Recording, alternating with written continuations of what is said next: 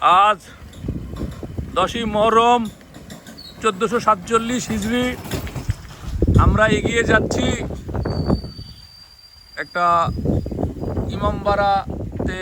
দেখছিলাম আমরা, সেখানে একবার এসে দেখছি যে একটা সুন্দর ধসে যাওয়া, ক্ষয়ে যাওয়া বটের গাছ, মাথা থেকে বের হওয়া, উত্থিত হওয়া একটা ভবন। সেই ভবনে আমরা পরে আবিষ্কার করলাম যে এটা ইমামবাড়া আর কি। তো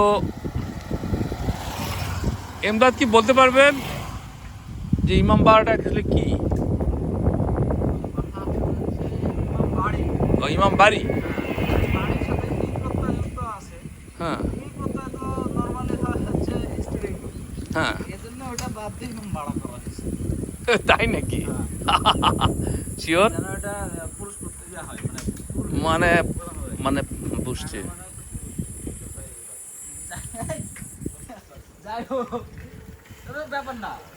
হ্যাঁ, তো তো একটা আজকে সেই শোকাবহ দিন, যে শোকাবহ দিনে হযরত মুহাম্মদ সাল্লাল্লাহু আলাইহি ওয়াসাল্লামের প্রিয় দৌহিত্রকে ইয়াজিদ মেরে ফেলে কারবালার প্রান্তরে। তো এটা শিয়া সম্প্রদায়ের কাছে খুবই একটা তাদের কাছে শোকাবহ একটা দিন। তারা যেখানে শিয়া সম্প্রদায়ের লোক আছে সেখানে তারা এটা বড় মানে শোকাবহভাবে, ধর্মীয় গাম্ভীর্যপূর্ণভাবে তারা দিনটা পালন করে। আমরা দেখি এখানে একটা যেহেতু আছে, আমরা যাচ্ছি, আমরা দেখি কি অবস্থা ওখানে সেই অনুষ্ঠানের কি অবস্থা। হ্যাঁ, তারপর হচ্ছে ওখানে বিভিন্ন খাদ্যদ্রব্যাদি স্পেশালি মিষ্টান্ন খাওয়া দাওয়ার কথা। তো হচ্ছে তাদের যে রিচুয়ালস আছে, যদিও এতদিন শেষ হয়ে গেছে তাজিয়া মিছিল যে তারা এখানে আসলে সম্প্রদায়টা কত বড় সেই বিষয়ে না, এখন আমাদের এখানে তো আসলে শিয়া সম্প্রদায় বেশি না। এখানে একসময় বাংলার যে স্বাধীন সুলতানি নবাবরা অনেকে ছিলেন শিয়া সম্প্রদায়ের, বিশেষ করে শিয়াই ছিল। কিন্তু পরে শিয়া সম্প্রদায়ের বড় ছিল যে অযোধ্যা রাজের যে নবাব ছিলেন তারা ছিল শিয়া সম্প্রদায়, সেখানে বিহারে আর কি। সেখানে একটা বড় তাদের একটা ছিল। তো এখন সেই হিসাবে দেখি যাই। আমরা চলে আসছি ইমামবাড়াতে, এটা সুজাইল গ্রামে। ওই যে দেখা যাচ্ছে তাজিয়া মিছিল মনে হয়ে গেছে এখানে, ওই যে লাল বাহিনীরা তাজিয়া মিছিল করে গেছে। এগুলা আগে আমাদের ওখানেও হতো, বুঝছেন? এগুলা আমাদের ওদিকেও হতো, এখানে অনুষ্ঠানগুলো গ্রামে।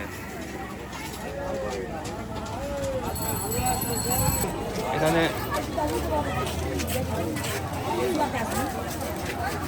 আমরা সাইকেলগুলো পার্কিং করছি।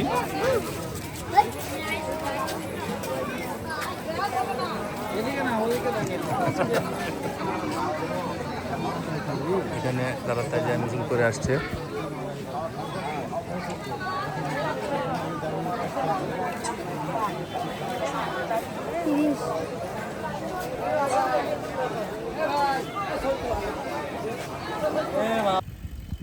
আমরা ইমামবাড়াতে তাজিয়া দেখে আসলাম।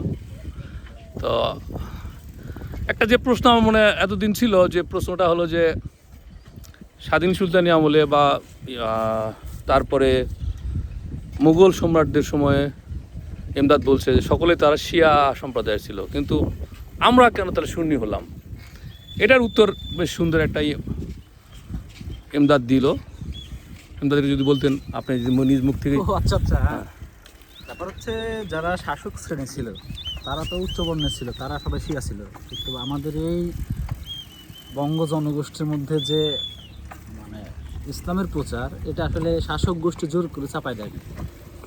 এখানে যারা ওই সাধু সন্তরা আসছিল, সুফিরা আসছিল, বিশেষ করে ইরাক আর ইয়েমেন থেকে কিছু পার্শ্ব থেকে আসছিল, তো তারা ছিল সুন্নি। তারা আসলে সেই সময় আসলে শিয়া সুন্নি এত প্রভেদও ছিল না, ধর্ম প্রচার করা লাগবে, হ্যাঁ, হ্যাঁ, এটাই ছিল তাদের তাদের ছিল মত। ইসলাম প্রচার করার উদ্দেশ্য।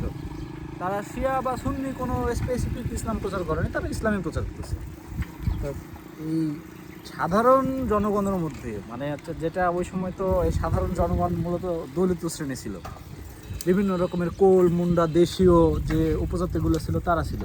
হিন্দু সম্প্রদায়, হিন্দু সম্প্রদায় বলতে এগুলো স্যার হিন্দুরা তাদের মানে তাদেরকে আসলে গুনায় ধরতো না, হিন্দু মনে করতো না হিন্দুই মনে করতো না। যে এরা তো এরা হিন্দু কিন্তু আসলে ওই ধর্ম ইসলামের মাহাত্ম্য প্লাস ওই সময়ে যে সামাজিক যে অনাচার বা সংকীর্ণতা এটার বিরুদ্ধে প্রতিবাদ হিসেবে অন্তত শ্রেণী যা আছে দলে দলে ইসলাম গ্রহণ করেছে।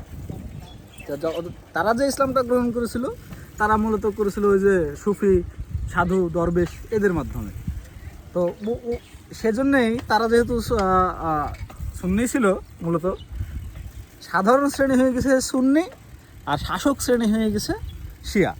এখন এই শিয়া আর মানে সাধারণ শ্রেণীর সাথে শাসক শ্রেণীর আসলে কোনো সম্পর্ক ছিল না, মানে আশরাফ আর আতরাফ ছিল। এটা মানে তারা দাবি করতো। এই আশরাফ আতরাফের ইয়া হয়েছে স্যার এই 1918 সালে যে নির্বাচনটা হয়েছে না, তো ওই নির্বাচনের প্রেক্ষিতে সমাজকে জাস্ট ডিভাইড করার জন্য যে আমরা আশরাফ, তো ওই সময় আসলে এটাই বেশি দিন আগে 100 বছর আগের কাহিনী।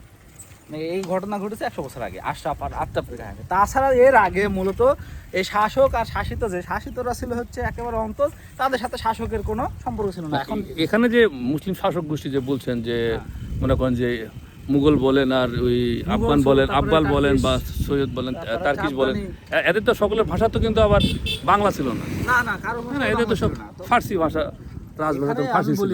যে যারা এখানে ধর্ম প্রচার করতে আসছে তারা তো এখানে এসে মানে আস্তানা গেড়ে বসেছে। দেখেন বাংলাদেশে চট্টগ্রামে 360 আউলিয়া, তারপর হচ্ছে সিলেটে 12 আউলিয়া। তো এগুলো যারা আসছে যে আমাদের এখানে কি শাহজালাল স্যার এই যে শাহ সুলতান নাকি বগুড়া শাহ সুলতান, হ্যাঁ, তারপর হচ্ছে শাহ আমানত, শাহ ফতে আলী, তারপর ফতে আলী, আবার হচ্ছে রাজশাহীতে কি শাহ মখদুম। এরা তো শাসক শ্রেণী ছিল না, না এরা তো ছিল পিওর ধর্ম প্রচারক, পীর আর কি। মানে এদের উদ্দেশ্য ছিল ধর্মের সেবা করা। এদের সাথে শাসক শ্রেণীর কোনো সম্পর্ক ছিল না। শাসক শ্রেণী একটা কাজ করেছে, সেটা হচ্ছে এদেরকে কিছু জায়গা খাস করে দিয়ে ওই যে তাদের ওই কর বকেয়া যেটা ছিল কর আর কি, ওইটা মাফ করে দিয়েছে। হ্যাঁ, এখানে ধর্ম প্রচারের ক্ষেত্রে কিন্তু ওই যে রাষ্ট্রীয় যে পৃষ্ঠপোষকতা সেটার বড় কারণ ছিল, কিন্তু অনেক জায়গায় অনেক সম্পত্তি তাদেরকে দিয়ে দিয়েছে। এই যে একটা যেগুলো আপনি ওই যে ওই মাজার টাজার দেখা যায় আর কি, এগুলো তো সবই খাস। মানে ওই সময়ে এগুলো ওই পীরপালি সম্পত্তি বলা হয়, লাখেরাজ, হ্যাঁ লাখেরাজ সম্পদ বলে, লাখেরাজ সম্পদ, মানে এগুলা লাখেরাজ করে দিয়েছিল ট্যাক্সের বাইরে আর কি। বাইরে। হ্যাঁ, ট্যাক্স মাফ করে দিয়েছিল সোজা কথা। আবার কিছু জমিও তো দিয়েছিল। এই জমিগুলো ওই সময় তো বন্দোবস্ত হয়তো মূলত এই সরকারি ভাবেই, জমির মালিক তো ছিল সরকার বলতে এই শাসকরাই।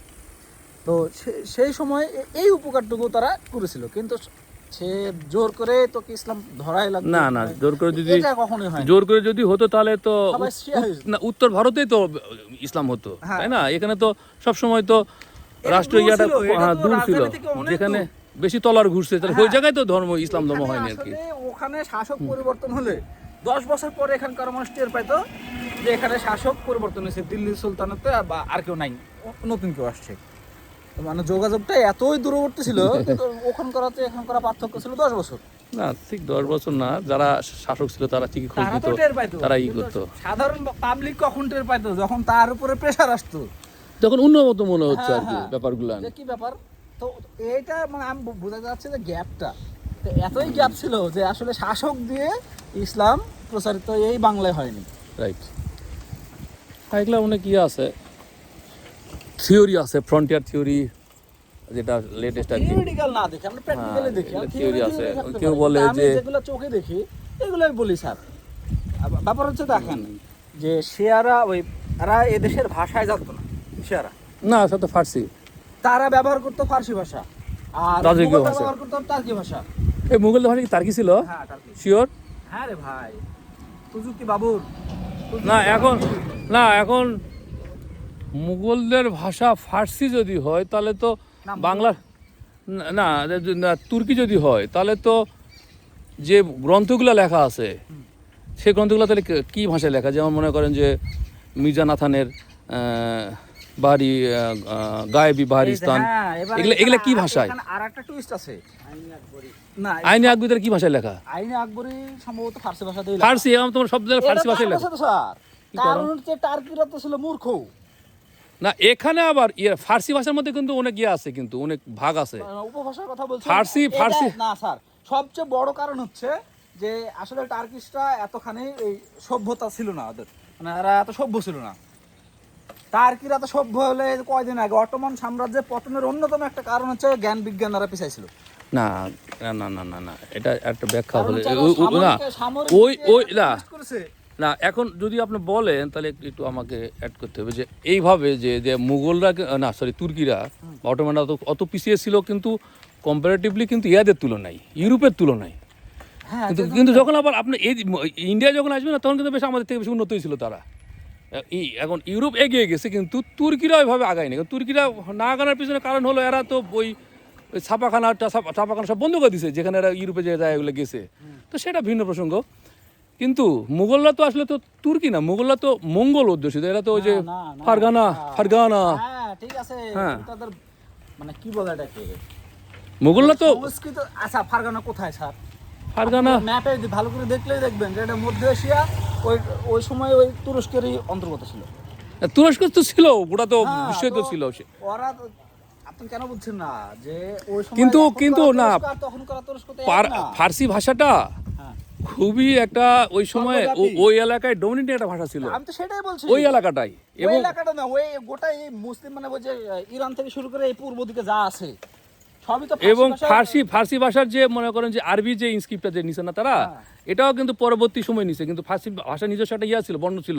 এই যে এখনো আছে। এখন ইরানের যে বলা হয় না, ইরানের যে সভ্যতাটা তো ওই যে ওরা বলে ওই যে আর্য ইরান আহা, আর আর্য জার্মান আর কি। এদের সঙ্গে আবার আর্য দেশ এরিয়ান ফার্সির সাথে ওই আপনার লোকাল ফার্সি না, ওই গ্রামাটিক্যাল দিক থেকে ইয়ার মিল, মানে মিল আরবির সাথে মিল নাই, অন্য ভাষার সাথে মিল নাই। এতে মিল আছে জার্মান ইয়ার সাথে মিল আছে, গ্রামাটিক্যাল আর কি।